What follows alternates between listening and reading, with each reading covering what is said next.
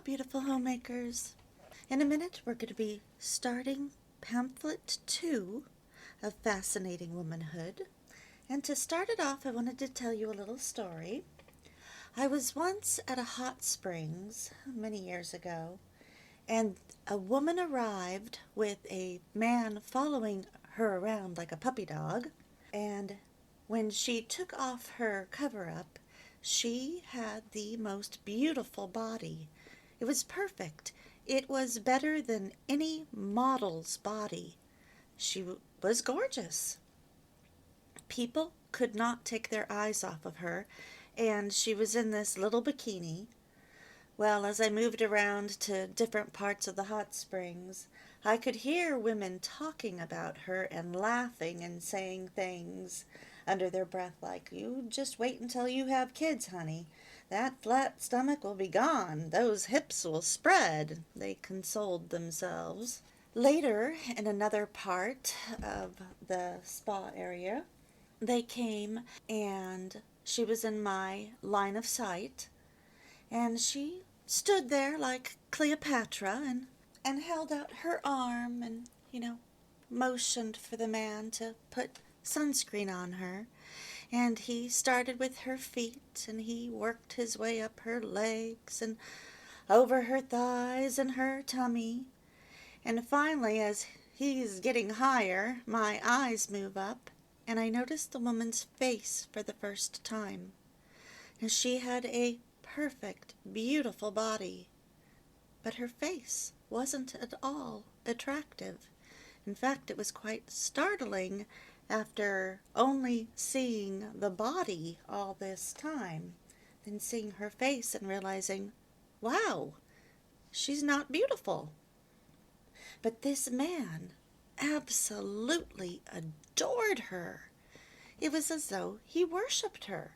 He just couldn't get enough of her. Why? My guess is she knew these secrets of being a fascinating woman, and she knew how to treat him well, and in return, he treated her very well. We're going to move into Pamphlet 2, which is entitled, "The Kind of Woman a Man Wants." This is Chapter 3. Before we undertake to make you a girl distinctly worth having from a man's viewpoint, it is evident that we must determine just exactly what that viewpoint is. What are the qualities that he looks upon as the most lovable? What kind of woman is it that has the most universal attraction for men? What makes a girl appear so different from myriads of other women that the man thinks he can be happy with no other but her?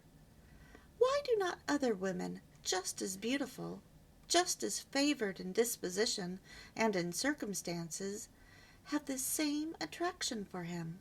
Only by a study of the man's attitude toward women, by an analysis of the kind of women he idealizes, can we approach an answer to these questions. The present chapter will be an introduction to such a study. What makes a woman attractive to men?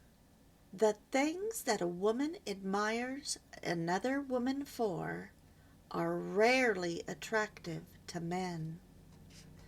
The characteristics which the average woman ignores or condemns in another woman are sometimes just the characteristics that make her fascinating to men. In Vanity Fair, Thackeray comments on this peculiar blindness of women to what constitutes attractiveness as follows. We must now take leave of Arcadia and those amiable people practicing the rural virtues there, and travel back to London to inquire what has become of Miss Amelia. "We don't care a fig for her," writes some unknown correspondent. "She is fade and insipid," and adds some more kind remarks in his strain, which I should never have repeated at all, but that they are in truth prodigiously complimentary to the young lady whom they concern. Has the loved reader, in his experience of society, Never heard similar remarks by good-natured female friends who always wonder what you can see in Miss Smith that is so fascinating, or what could induce Major Jones to propose to that silly, insignificant, simpering Miss Thompson, who has nothing but her wax doll face to recommend her. What is there in a pair of pink cheeks and blue eyes, forsooth? These dear moralists ask, and hint wisely that the gifts of genius, the accomplishments of the mind, the mastery of Mangel's questions, and a ladylike knowledge of botany and geology, the knack of making poetry, the power of rattling sonatas in the Herz manner, and so forth, are far more valuable endowments for a female than those fugitive charms which a few years will inevitably tarnish. It is quite edifying to hear women speculate upon the worthlessness and the duration of beauty. The women men admire, Thackeray continues, commenting, but though virtue is a much finer thing, and those hapless creatures who suffer under the misfortune of good looks ought to be continually put in mind of the fate which awaits them.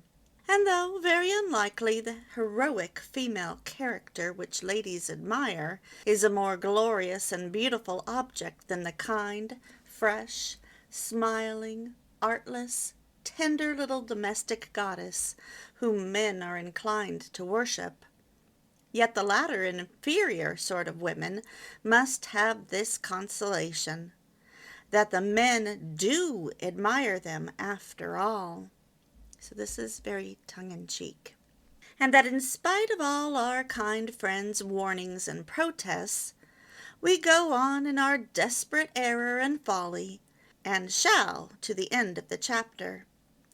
Indeed, for my own part, though I have been repeatedly told by persons for whom I have the greatest respect that Miss Brown is an insignificant chit, and Mrs. White has nothing but her petite minois chiffon, and Mrs. Black has not a word to say for herself, yet I know that I have had the most delightful conversations with Mrs. Black. I see all the men in a cluster around Mrs. White's chair, all the young fellows battling to dance with Miss Brown, and so I am tempted to think that to be despised by her sex is a very great compliment to a woman. What does he see in her? Thackeray continues. The young ladies in Amelia's society did this for her very satisfactorily. After every one of her visits, Miss Osborne and Miss Maria Osborne and Miss Wirt, the Vestal governess, asked each other with increased wonder, what could George find in that creature? As women are more or less blind to their own allurements, the first thing you must do if you would get the man's viewpoint is to banish all preconceived notions you have about what makes a woman attractive to men. Those notions, in all likelihood, are wrong. Women, for example, commonly suppose that one of the main allurements is beauty, but they haven't the slightest conception of what a man considers beautiful. Men never cease to wonder at the inability of women to distinguish beautiful women from others. When a woman says to her escort, "Isn't that a beautiful girl?" you may depend upon it that the escort doesn't agree with her. His standards are entirely different. When the escort himself stops and stares in admiration at some passing bit of femininity, you may take it for granted that the woman cannot see anything startling in her. As with beauty of appearance, so with attractiveness of character. The fascination certain women have for men seems to be an eternal and unsolvable riddle to all the rest of their sex. Even when you ask the man, he finds himself at a loss to explain the spell cast upon him.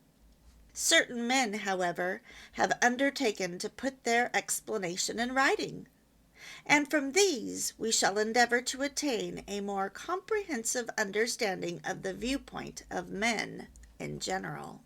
What makes a woman beautiful? We will begin again with Thackeray, and determine, if possible, just exactly what it was that made him consider Amelia beautiful, both in appearance and in disposition. In the quotation already given, you will notice he indicates that she is a kind, fresh, smiling, artless, tender little domestic goddess. A few pages further on he calls her poor little tender-heart. At another place he attributes to her such a kindly, smiling, tender, gentle, generous heart of her own. He admits that others might not consider her beautiful. Indeed, I am afraid that her nose was rather short than otherwise, and her cheeks a great deal too round for a heroine, but her face blushed with rosy health, and her lips with the freshest of smiles, and she had a pair of eyes which sparkled with the brightest and honestest of good humor, except indeed when they were filled with tears, and that was a great deal too often, for this silly thing would cry over a dead canary, or over a mouse that the cat happily had seized upon, or over the end of a novel, were it ever so stupid, etc. Elsewhere we learn that the sweet, fresh little voice went right into the captain's heart and nestled there. Her manner, her attitude toward events, her actions, contribute materially toward making her winsome. She is subject to little cares, fears, tears, timid misgivings. She went fluttering to Lieutenant George Osborne's heart as if it was the only natural home for her to nestle in. She trembles when anyone is harsh. Altogether she is too modest, too tender, too trustful, too weak, too much woman, for any man to know without feeling called upon to protect, to cherish, and to fondle her. The Delicious Deruchette. Here we have the viewpoint of Thackeray, an Englishman. But if we will examine the viewpoint of other men, even when they are quite different in character or in nationality, we will perceive a remarkable resemblance. As an illustration of this, we need only turn to Victor Hugo, the French novelist, a man whose style and manner and character differ from those of the English writer in almost every important particular. The following passage is taken from Toilers of the Sea. A bird transmuted into a young maiden. What could be more exquisite? Picture it in your own home, and call it Deruchette. Delicious creature!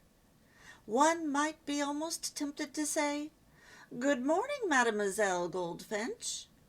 The wings are invisible, but the chirping may still be heard. Sometimes, too, she pipes a clear, loud song.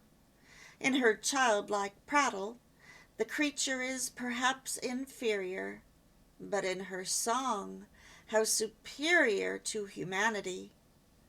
When womanhood dawns, this angel flies away, but sometimes returns, bringing back a little one to mother. Meanwhile, she who is one day to be a mother is for a long while a child. The girl becomes a maiden, fresh and joyous as the lark.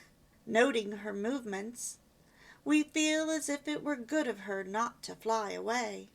The dear, familiar companion moves at her own sweet will about the house, flits from branch to branch, or rather from room to room, goes to and fro, approaches and returns, plumes her wings, or rather combs her hair, and makes all kinds of gentle noises, murmurings of unspeakable delight to certain ears. She is, as it were, a thread of gold interwoven with your somber thoughts. You feel almost grateful to her for her kindness in not making herself invisible when it would be so easy for her to be even impalpable. For the beautiful is a necessary of life. There is in this world no function more important than that of being charming. To shed joy around, to radiate happiness, to cast light upon dark days, to be the golden thread of our destiny, and the very spirit of grace and harmony. Is not this to render a service? Her presence lights up the home. Her approach is like a cheerful warmth. She passes by, and we are content. She stays a while, and we are happy. Is it not a thing divine to have a smile which, none know how, has the power to lighten the weight of that enormous chain which all the living in common drag behind them? Deruchette possessed this smile. We may even say that this smile was Deruchette herself. Deruchette had at times an air of bewitching languor, and a certain mischief in the eye, which were altogether involuntary. Sweetness and goodness reigned throughout her person. Her family and fortune were her uncle Mess Lethierry. Her occupation was only to live her daily life. Her accomplishments were the knowledge of a few songs. Her intellectual gifts were summed up in simple innocence. She had the grateful repose of the West Indian woman, mingled at times with giddiness and vivacity, with the teasing playfulness of a child, yet with a dash of melancholy. Add to all this an open brow, a neck supple and graceful, chestnut hair, a fair skin slightly freckled with exposure to the sun, a mouth somewhat large but well defined, and visited from time to time by a dangerous smile. This was Deruchette. We'll stop here for right now. The next video will go over 2 ideals of femininity, analyzing a woman's charm, the secret of a woman's fascination, and many other things. Bye!